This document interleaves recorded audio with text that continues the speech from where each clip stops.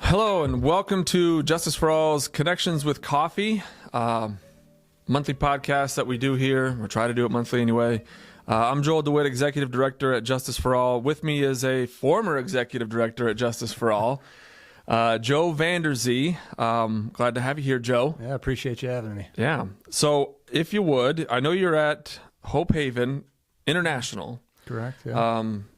I guess give us a little bit on what you are there, the title, or what you do there. Yeah. So I've been there about a year and a half. Okay. I'm the operations manager for Hope Haven International, based here in Rock Valley and Sioux Falls. So we have two warehouses, one here in town and then one up in Sioux Falls. Sure. We do all of our shipping out of those two locations, and then we have 10 supporting shops that feed into those warehouses. Okay. So operations manager is my role. We have a staff of 8. We have a director. I kind of support him in the operations, make sure our wheelchairs are where they need to be, what our production of our manufactured chairs are like, taking care of the staff, overall, I guess, operations management of Hope Haven International. Where do, for those who don't know, I guess maybe a little background on what's Hope Haven. Like I know people who've been in Rock Valley have a real great idea what that is, but give a little bit about that. Yeah, we care for people with disabilities, and we do so mostly locally. So in the tri-state area, we have places that people stay, have residential facilities that we take care of people. We plug them into the community. We have a My Day service, so we plug people in community, whether it's jobs or local churches, just to have a community that people that might fall through the cracks because of their physical disability, we try to care for them in a holistic way. Okay. All right. So that's overall. International is just a piece of that. Okay. So Hope Haven International focuses on the wheelchair ministry. Okay. And we collect donated, much like JFA, we collect donated wheelchairs and connect them with people all over the world. We also manufacture our own pediatric wheelchair. So we have 2 sizes of those, a 12-inch. We measure by the width of the chair, a 12-inch pediatric chair, and then a 14-inch pediatric chair. We've also developed a new tilt chair. So this is designed for kids that are the most disabled, that need extra support, repositioning. We just opened up a shop in Sioux Center to do that. Oh, did you? And have started to build that new chair too. Okay. So all right.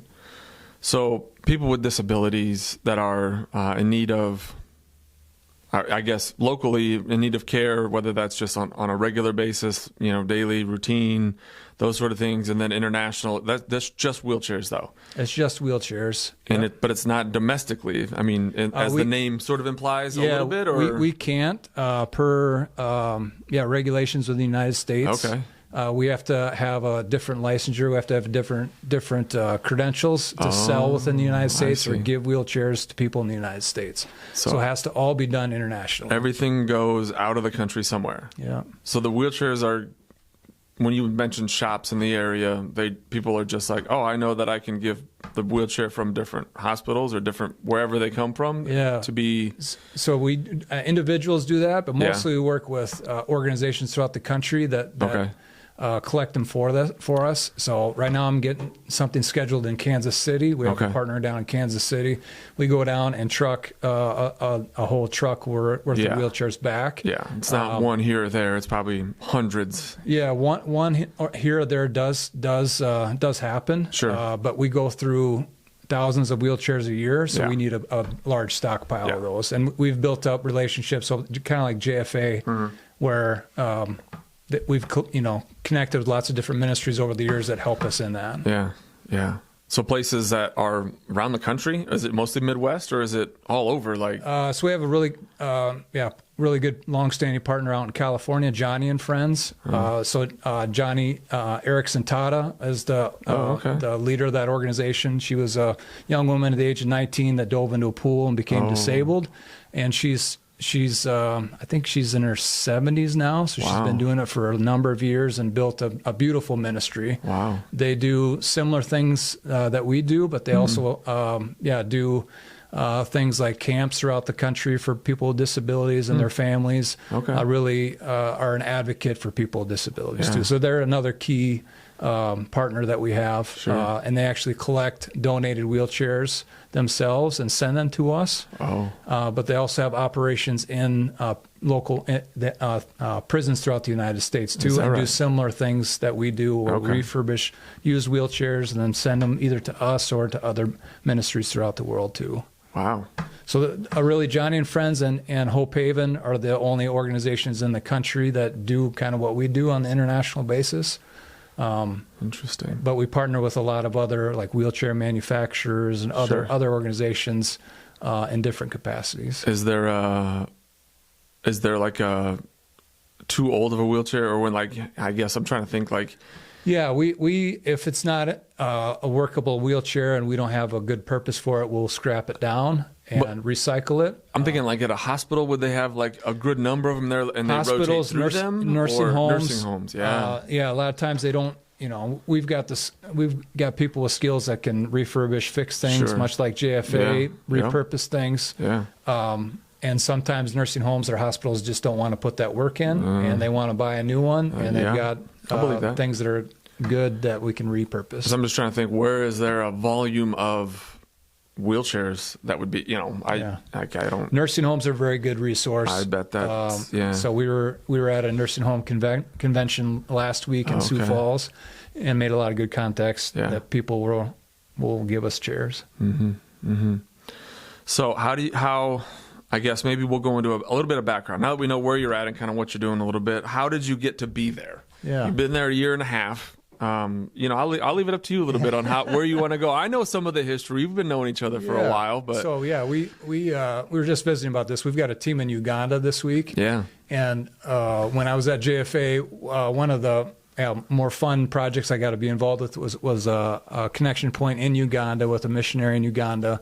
We, as JFA, partnered with Hope Haven, sent a container of wheelchairs and other items, clothes, shoes, to a partner in Uganda. That was the first time that Hope Haven had connected with this ministry. Didn't go real well because the chairs sat in customs for over a year and a half. Yeah, I knew it was a long time. There was issues with that container getting into country. But that kind of sparked my interest a little bit with that project. I worked with Terry Meyer. So Terry is the CFO of Hope Haven on that.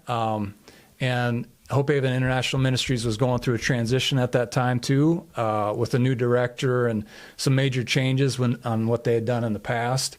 They had an operation in Guatemala that they've since stopped during COVID. Okay. And have learned a lot from how to do things internationally through that. Okay. But I sat down next to Terry. Kind of your question on how did you get involved with this? Sat down next to Terry at a West Line Central Line football game. Sure. Just striked up a conversation. He said he had 30 jobs posted that were opening at Hope Haven. So I checked it out. When I left JFA, it was because I started 2 other businesses, one with my wife and then one with my kids. Yep. And being a dad of 6 and having 2 small businesses and trying to lead JFA was a little much at the time. Yeah. So I stepped away from it. But when I sat down next to Terry, I was in a much better spot. Mm-hmm. And my kids had kind of gotten older and started to feel more comfortable on leading Carroll Street Treats without me. Mm-hmm. My wife's business had gone over very well. We kind of started it up and has been a great ministry in Rock Rapids and elsewhere too. Yeah. So I felt like it was a good time to step away from that a little bit. And then Terry mentioned he had a handful of jobs that were opening. This job is open, and like I said, I had interest before in working in that capacity because of that previous project that he and I worked together on. Yeah, I could tell. Like back, when I think through that project of the container to Uganda. And that was right around COVID, like when in March of 2020 or February of 2020, when like things were just like starting to shut down. I remember a lot of that happening. but I could tell there was a different interest for you in that. And that was, thinking back to it now, I can see it, right? I mean, that's just kind of how life works when you're like, oh yeah, I did remember seeing that. There was a little different pep in your step or whatever it was, but there was certainly more interest and more excitement about coming in and doing some of that kind of work and being willing to do that, which I think is awesome, honestly. Like it's fun. And I maybe didn't say it at the time, and I didn't recognize it as much at the time, but I can see how that spark can turn into something a little bit more rewarding and fulfilling. And hey, when God puts something in your path, when you sit down next to a fella at a football game, and that's just the way things can kind of go, which I think is pretty cool. Do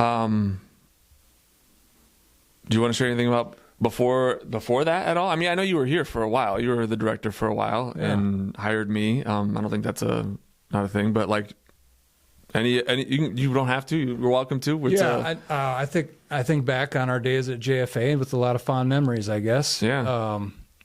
I learned a lot about ministry, learned a lot about leadership, and learned a lot from just being here and being with people here. Yeah.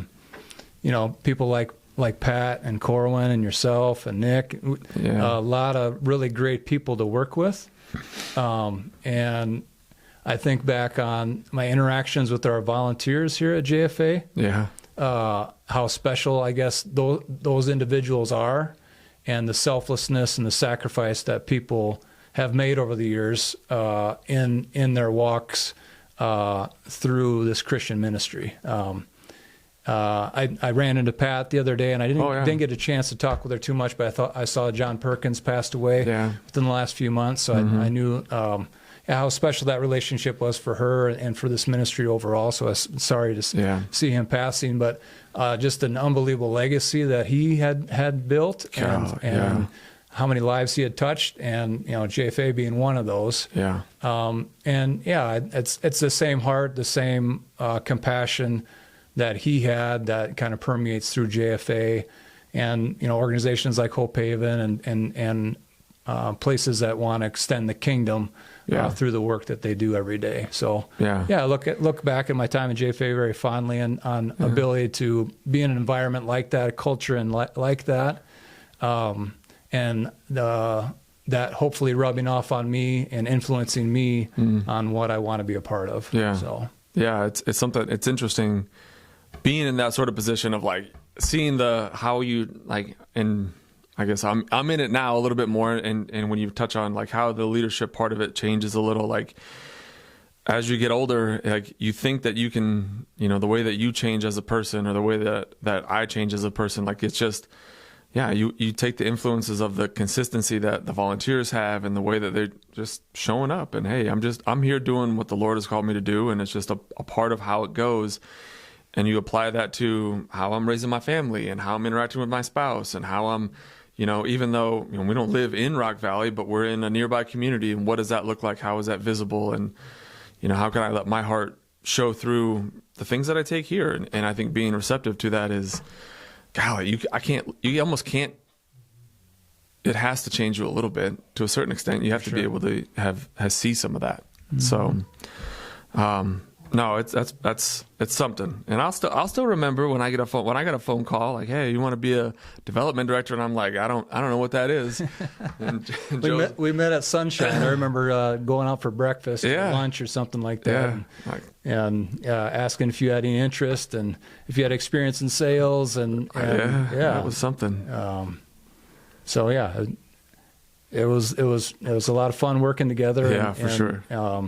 Yeah, just being in an environment of JFA. So, maybe let's see. Let's talk a little bit about recently. Hope Haven International, I would say, partnered with us. We sent a container to the Ukraine, and one of our contacts out there just to help with humanitarian aid last week Wednesday. Are there other, like you guys helped out with, I think 48 wheelchairs, something like that.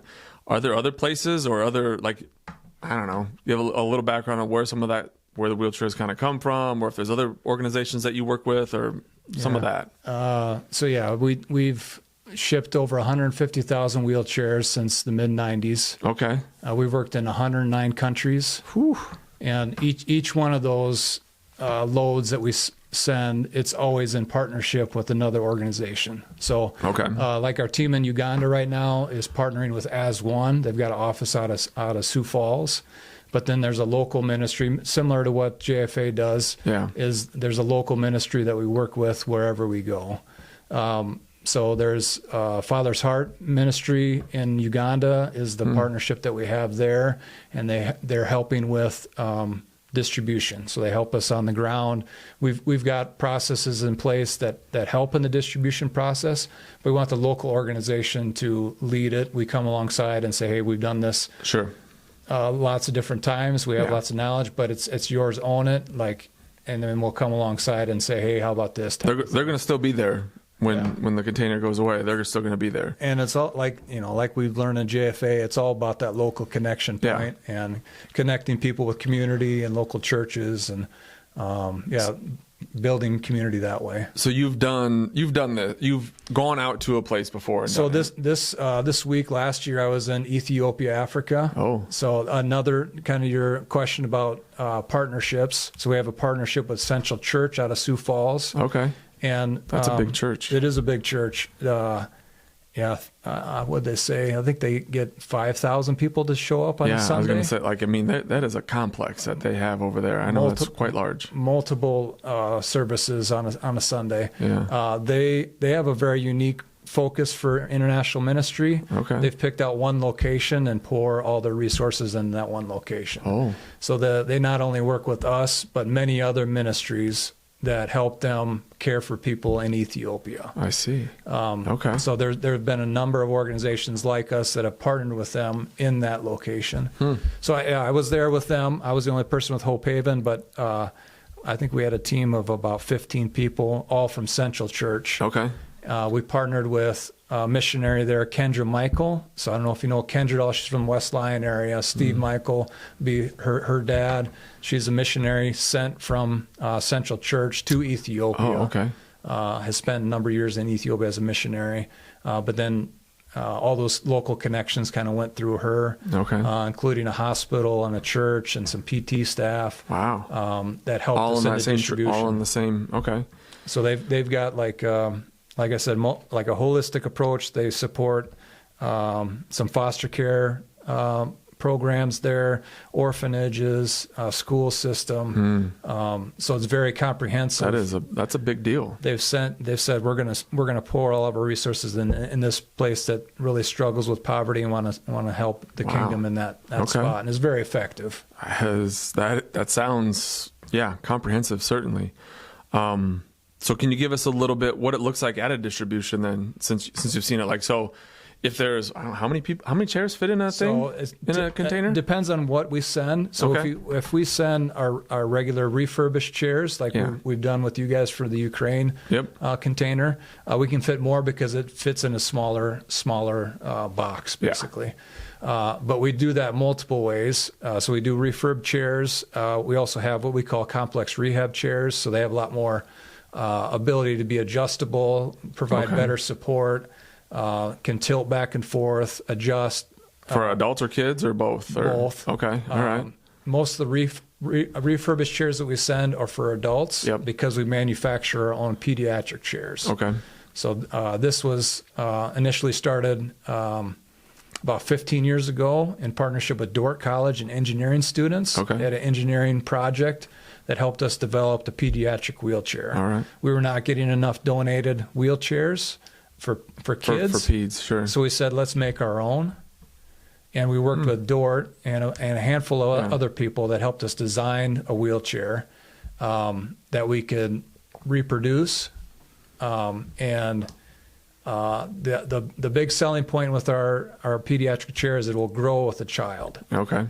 So there's lots of bracketry and adjustments that you can make as a child grows, because it's very difficult to get a wheelchair in developing countries. Yeah, it's probably difficult to get one, let alone when they outgrow it, then now you got to get another one. Like, I bet that would be just impossible. They made something that was easily adjustable, and we've been working at that for the last 15 years, continue to tweak things and adjust things.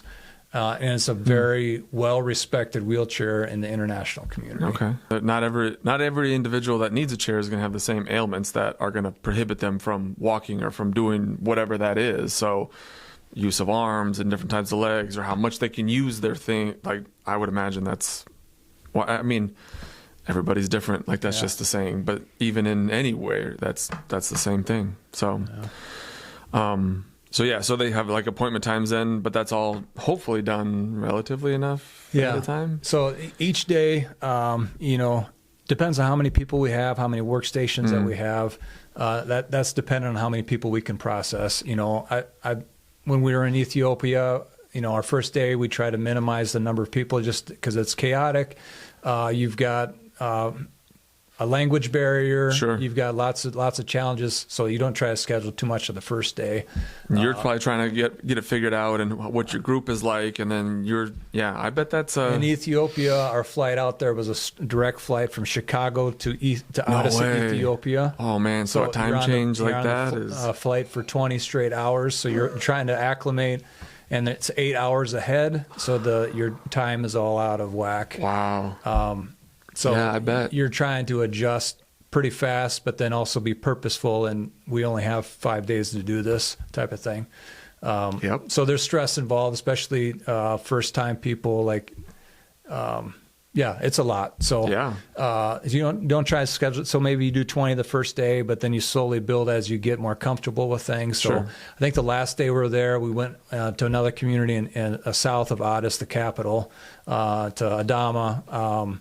About 2 hours south, where we seat about 80 people in the day. And then you're moving through things a lot quicker, and people are more acclimated to the process. Yeah, you sort of get the hang of, that we did when we did it over here. This is kind of the routine of what we did, and this is you kind of figure that out after 2 or 3 days. But I would imagine 20 some odd hours on a plane, the physical ability of that, and then trying to just I bet there's some.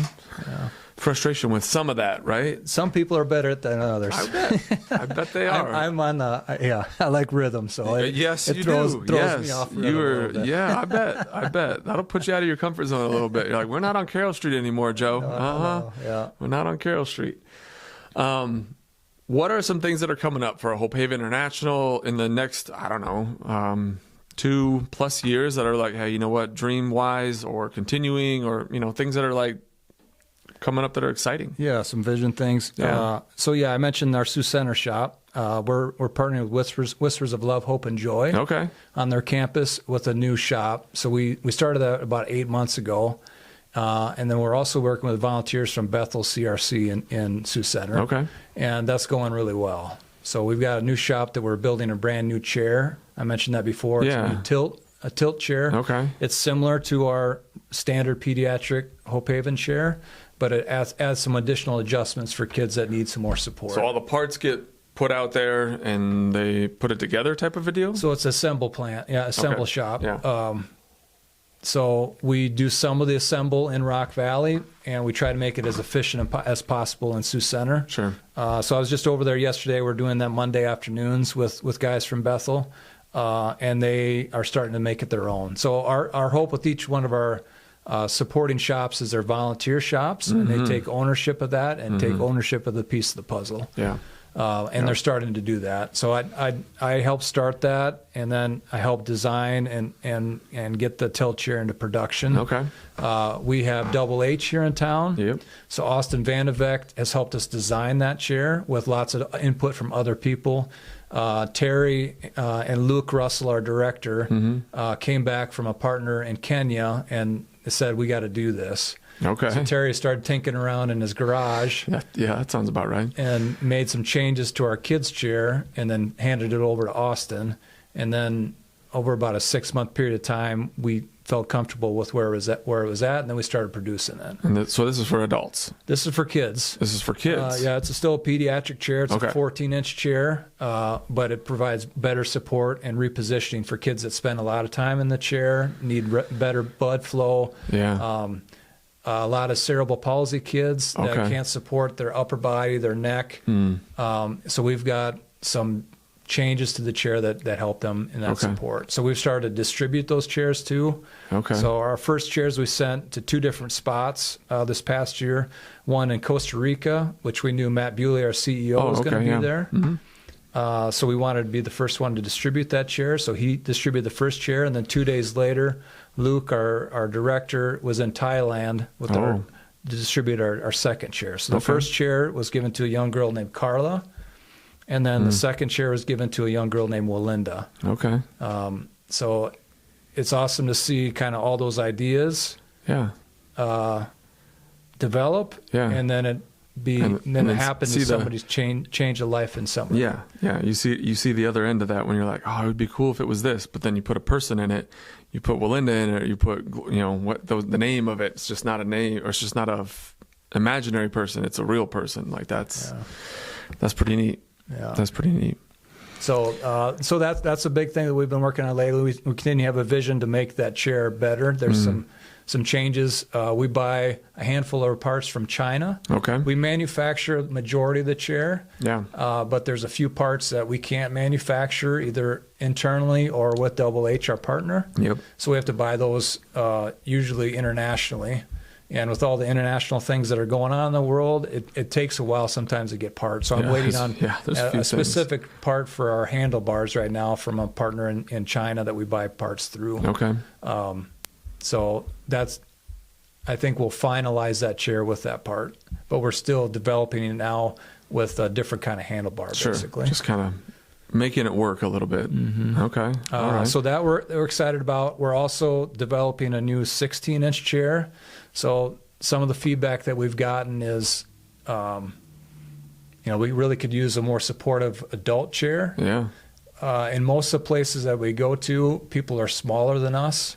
That is and a 16-inch chair provides us with flexibility to still seat some kids that could potentially grow into adults or older teens. Sort of like an intermediate type of a situation. So a 16-inch chair will help us with that need. Yeah. So we've made some changes again, and we're going to produce about 500 of those this next year. We made some changes in our operations and some of our supporting shops to help us in that change too. So but these are all ones that are like, I don't know, the ones that tilt and have sort of the ability to have someone with cerebral palsy or whatever sort of physical ailments, like they're in the chair. I would imagine they're in the chair 18 out of 24 hours. Yeah, a lot of the time. They can sleep in the chair sometimes. Yeah, but they probably sleep in a bed, but that's probably about it. Yeah. When you go to developing countries, you see how people with disabilities live much differently than us. Because a kid that can't be mobile, they can't go to school, they don't get out of their house. Usually they're shunned. In their community. Usually it's the parents' fault that their child has this type of disability. Sure. So it's a blessing not only for the child but also the parent. I'm reminiscing a little bit about my experience in Ethiopia. The last 2 chairs I fit in Ethiopia helped me with my desire to build a new tilt chair, because there were 2 kids that would have been benefited from that new chair. So one of them was a 12-year-old girl, and she reminded me of my daughter Nora. Oh yeah. And Dad has been carrying her for the last 12 years. And I sat down and I could see like the tiredness in his eyes. And I had a complex rehab chair that would work, but it took me 2.5 hours to fit it towards her, because it was an adult chair, had to scale it down to her body. Yeah. And it was hard. It was hard to watch a dad knowing he was tired. It was at the end of my week, so there's a lot of stuff going on in the week, and it showed me the need for what we were working on. Yeah. Point blank. Yeah. Because it was, I tried to put myself in that guy's shoes on carrying my daughter Nora around for the last 12 years. And that's really what it is. That is all empathy, man. Just trying to put yourself in what he had been dealing with, and just like, how can I help make this a better situation? Yeah. Yeah. So yeah, we're excited about the till, excited about the 16-inch chair. We continue to have partners call us a lot. Sure. So a big part of our mission is financial. To tell you the truth, we can produce a lot of chairs, but we need to have appropriate resources to do so.